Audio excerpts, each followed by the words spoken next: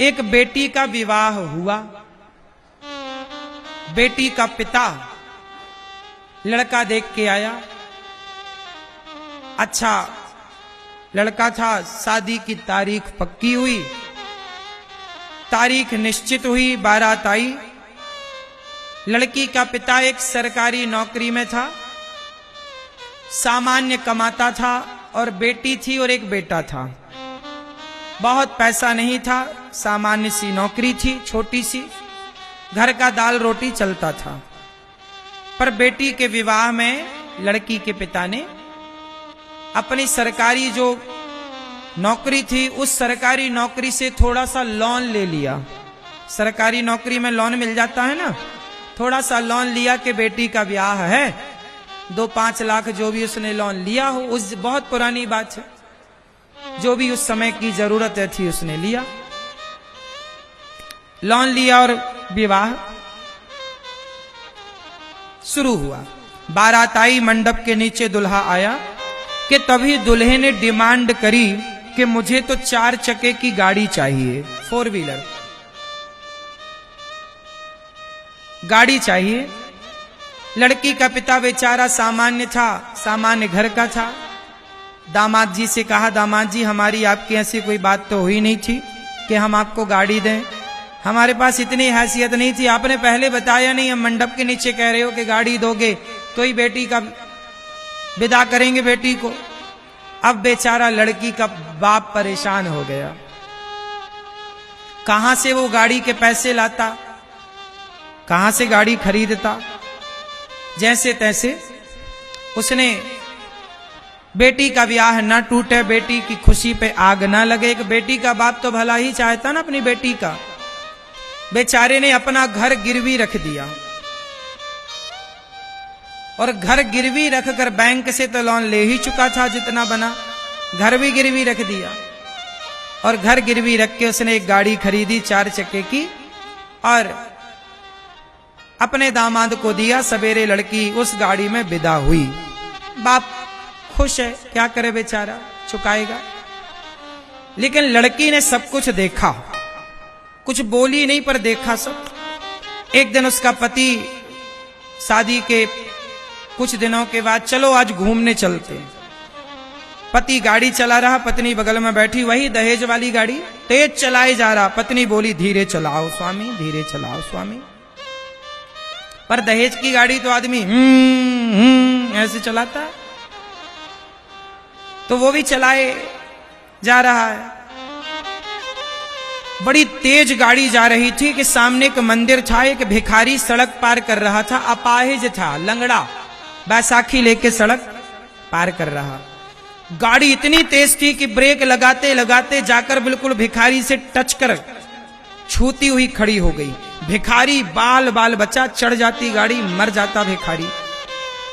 साहब को गुस्सा आई, गाड़ी खोली, दरवाजा खोला, क्यों रे देख के नहीं चलता, जब देखो भीख मांगते रहे तो भीख मांगे कहीं के, चलो सड़क पार कर रहे हो, देख नहीं सकते गाड़ी यार, ये भी चढ़ जाती, लेने के देने पड़ जाते। पत्नी ने पति को समझाया, गुस्सा मत करो, ये बेचारा भिखारी है, लंगड़ा है। पत्नी ने अपने पर्स से 100 रुपया निकाले, वो भिखारी के झोली में डाले। पति गुस्सा हुआ, क्या जरूरत थी इन भिखमंगों को, भीख मांग कमा के खा नहीं सकते तुम, जब देखो भीख मांगते रहते हो, भीख मांगते रहते हो। तब पत्नी ने मुस्कुराते हुए पति की ओर देखा, और पत्नी ने पति से कहा कि सुनो, ये लंगड़ा है, ये अपाहिज है, इसलिए भीख मांगना इसकी मजबूरी है, क्योंकि ये अपाहिज है।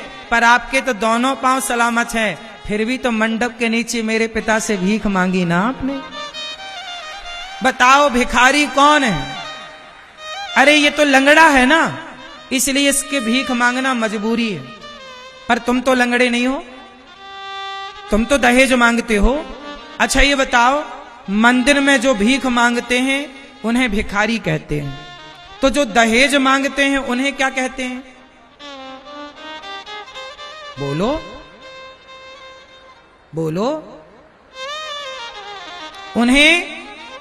उन्हें भिखारी तो मंदिर के बाहर वालों को कहते हैं बेटा, जो दहेज मांगे वो भिखारी नहीं, भिख मंगे हैं, भिख मंगे। जो दहेज मांगते हैं वो कौन है? जोर से, अरे थोड़ा जोर से ही बोलो। तो आप में से कितने लोगों ने लिया है दहेज? कितने भिखमंगे हैं?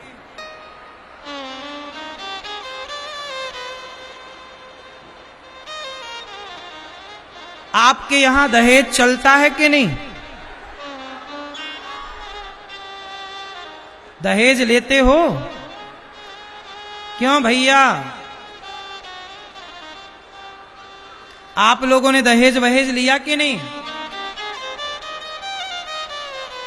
मैया,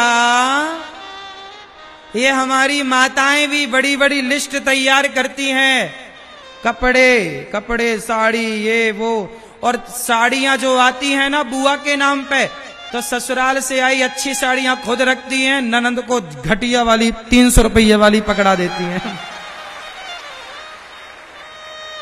बोली यही आई है बुआ तुम्हारे नाम की, और आई अच्छी वाली थी 2000 वाली, और पकड़ा दी 300 रुपट्टी की। हाँ या ना? क्या करोगे? इतनी साड़ियां, माताओं को तो बस साड़ी मिल जाए, पागल हो जाती हैं साड़ियां देखकर।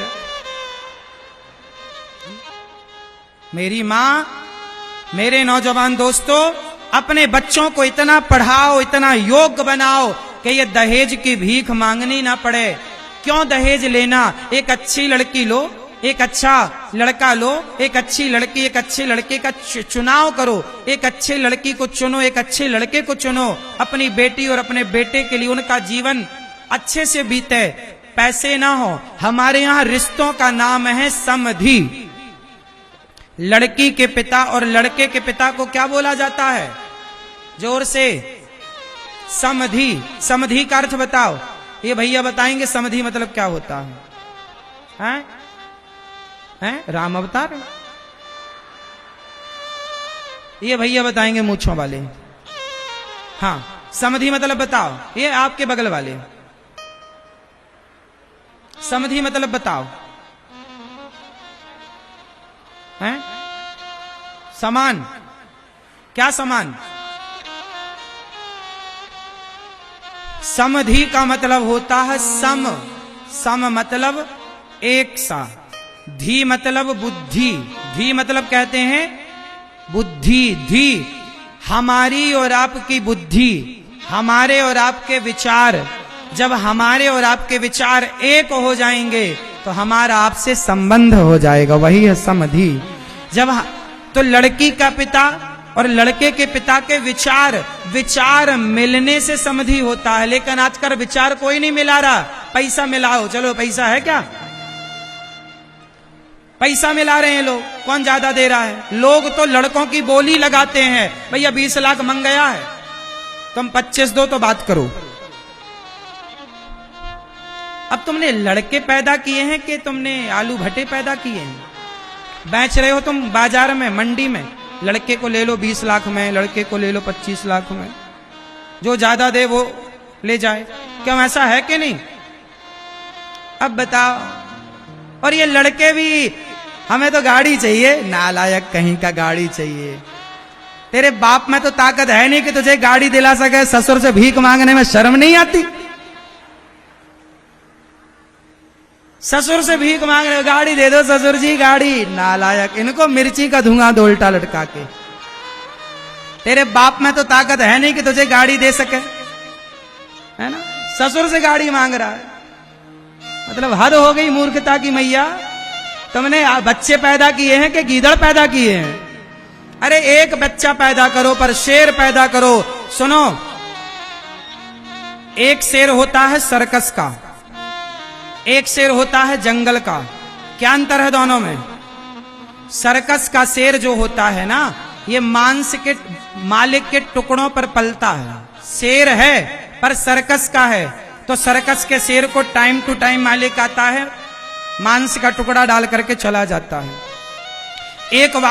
एक बार सर्कस के शेरों को जंगल में छोड़ दिया। सरकार ने कहा कि शेर तुम टॉर्चर करते हो, चलो सर्कस बंद करो। जानवरों को जंगल में छोड़ो। एक बार सर्कस के शेरों को जंगलों में छोड़ा तो 12 शेर छोड़े, 12 में से 8 शेर जंगली कुत्तों ने खा लिए। शेरों का शिकार कुत्तों ने कर लिया। पता लगाया कि भाई शेर का शिकार कुत्तों ने कैसे किया, तो पता लगा कि ये शेर जो थे ना, वर्षों तक रहते रहते सर्कस में शिकार करने का टैलेंट भूल गए थे, और जब खुद शिकार कर नहीं पाए तो भूख से तड़प गए, तो कमजोर पड़ गए, और कमजोर शेर का कुत्तों ने शिकार कर लिया। तो जो सर्कस का शेर है वो मालिक के टुकड़ों पर पलता है। अब देखो, जो बच्चे जिसके माता पिता बैंक बैलेंस बनाते हैं, पैसा प्रॉपर्टी बनाते हैं, आप अपने बच्चों को जितनी सुख सुविधाएं दोगे, जितना धन दौलत उनके लिए जोड़ोगे, आपके बच्चे उतने ही अपाहिज होंगे और आपके बच्चे सर्कस के शेर बन जाएंगे। खुद का टैलेंट नहीं है कमा के खाने का, बाप के टुकड़ों पर, जैसे सर्कस का शेर मालिक के टुकड़ों पर पलता है, ऐसे अपने पिता के टुकड़ों पर बच्चे पलते हैं। शेर तो वो है सर्कस का नहीं, जंगल का, जो अपना शिकार खुद ढूंढता है, खुद उसका शिकार करता है, खुद खाता है। कौन सा शेर अच्छा है, जंगल का कि सर्कस का? जोर से। तो जो लोग अपने बच्चों को पढ़ाते लिखाते योग्यता तो देते हैं, लेकिन इतनी सारी दौलत दे के जाते हैं और संस्कार देना भूल जाते हैं, वो बच्चे सर्कस के शेर बन जाते हैं। मैं आपसे बस इतनी सी प्रार्थना करूंगा कि अपने बच्चों को ऐसा बनाओ कि उन्हें किसी के टुकड़ों पर ना पलना पड़े, वो अपना शिकार खुद करें। गाड़ी चाहिए ना, अपने मेहनत से खरीदो। सपने देखो तो अपने बलबूते देखो, उसे अपने बलबूते पूरा करो। बाप के बलबूते भी सपने क्या देखना। मेरा सिद्धांत बड़ा साफ है, मैं कहता हूं कि बाप के भरोसे भी सपने ना देखो, अपने बलबूते पर देखो। भरोसे पर जिए तो क्या जिए इस जिंदगानी को, सहारों पर जिए तो क्या जिए इस जिंदगानी को, सहारा दूसरों को दो, अमर कर लो कहानी को।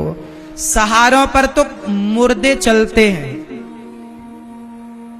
हम तो अपने पांव से चलना सीखे हैं, अपने बल पर चलते हैं।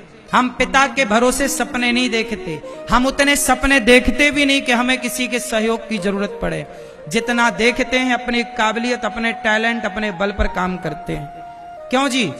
तो दहेज वहेज क्या मांगना, आप में काबिलियत होगी तो बहुत कमा लोगे मेरे दोस्तों, वरना किसी के देने से धन बढ़ता तो दहेज लेकर तुम बहुत धन्ना सेठ ना हो जाते। आज तक दहेज लेने वाले यदि धन लेकर ससुर से बढ़ता तो धन्ना सेठ ना हो गए होते तुम। धन बढ़ता है मेहनत से, धन बढ़ता है आपकी काबिलियत से। ससुर कितना भी दे दे उससे धन ना बढ़ेगा। क्यों जी?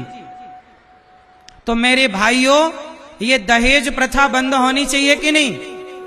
लड़की का पिता जितना दे दे ले लो, मना मत करो, लेकिन मांगो मत। मांगे से मरना भला, मत मांगो कोई भीख, बिन मांगे मौती मिले, यह सतगुरु की सीख। मांगे से अच्छा है मर जाओ, काहे मांगना? क्यों मेरी मां? मांगना सही है? तो मैया जो तुम लिस्ट बनाती हो ना, इतनी साड़ी इतनी ले आना, ये साड़ी वो साड़ी, जो कल बच्चा पैदा हुआ उसके कपड़े भी लिख देती है मैया लोग कि कल बच्चा पैदा हो उसके भी कपड़े भिजवा देना। मतलब बच्चे पैदा कर लिए पर कपड़े पहनाने की हिम्मत नहीं है, वो ही लाके पहनाए। इसलिए स्वाभिमानी बनो। आजकल का इंसान ना स्वाभिमान ना जाने उसका कहां चला गया, बिकाऊ सा हो गया है आज का इंसान।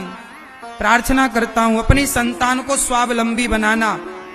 माता सीता ने जैसी संतानें तैयार की, लव और कुश, ऐसी संतानें हो। बच्चों को बचपन से ही उनको आत्मनिर्भर बनाइए।